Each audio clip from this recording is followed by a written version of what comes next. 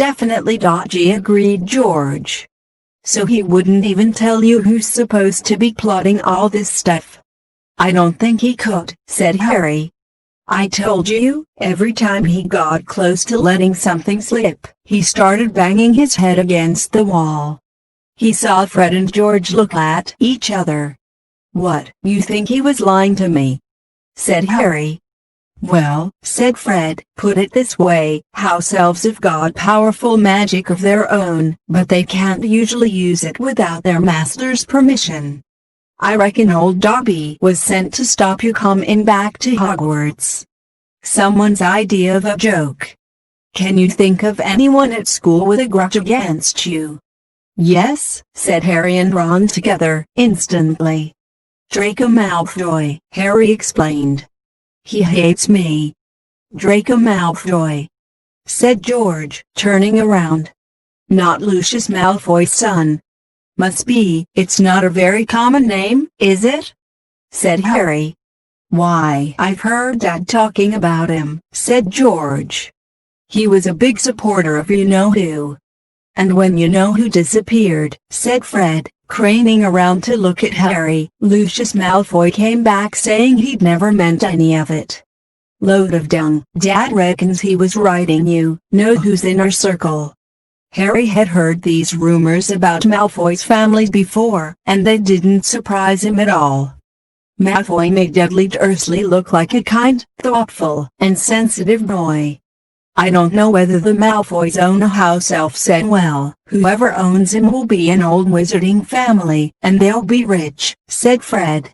Yeah, Mum's always wishing we had a house elf to do the ironing, said George. But all we've got is a lousy old gal in the attic and gnomes all over the garden. House elves come with big old manors and castles and places like that. You wouldn't catch one in our house. Harry was silent. Judging by the fact that Draco Malfoy usually had the best of everything, his family was rolling in wizard gold. He could just see Malfoy strutting around a large manor house. Sending the family servant to stop Harry from going back to Hogwarts also sounded exactly like the sort of thing Malfoy would do. Had Harry been stupid to take Dobby seriously? I'm glad we came to get you, anyway, said Ron. I was getting really worried when you didn't answer any of my letters. I thought it was Errol's fault at first. Who's Errol? Our owl. He's ancient. It wouldn't be the first time he'd collapsed on a delivery. So then I tried to borrow Hermes, who? The owl mum and dad bought Percy when he was made prefect, said Fred from the front. But Percy wouldn't lend him to me, said Ron. Said he needed him. Percy's been acting very oddly this summer, said George, frowning. And he has been sending a lot of letters and spending a load of time shut up in his room. I mean, there's only so many times you can polish a prefect badge. You're driving too far west, Fred, he added, pointing at a compass on the dashboard. Fred twiddled the steering wheel. So, does your dad know you've got the car? Said Harry, guessing the answer. No, said Ron, he had to work tonight. Hopefully we'll be able to get it back in the garage without Mum noticing we flew it. What does your dad do at the Ministry of Magic, anyway? He works in the most boring department, said Ron. The Misuse of Muggle Artifacts office. The what? It's all to do with bewitching things that are Muggle-made, you know, in case they end up back in a Muggle shop or house.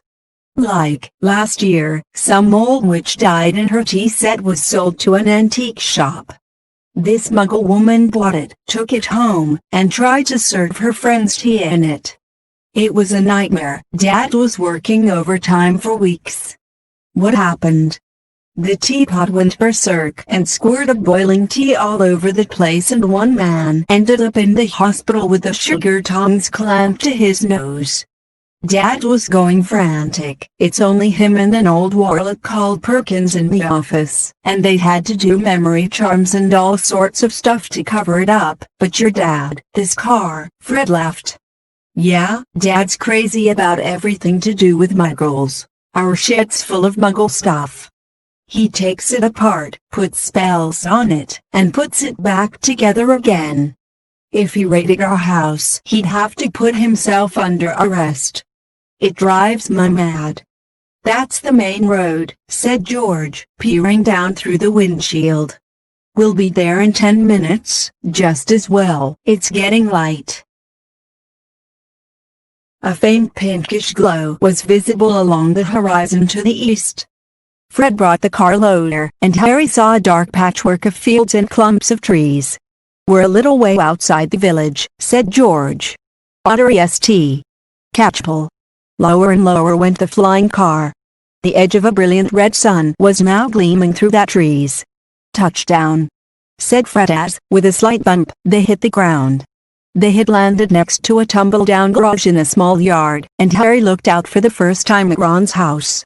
It looked as though it had once been a large stone pigpen, but extra rooms had been added here and there until it was several stories high and so crooked it looked as though it were held up by magic, which, Harry reminded himself, it probably was.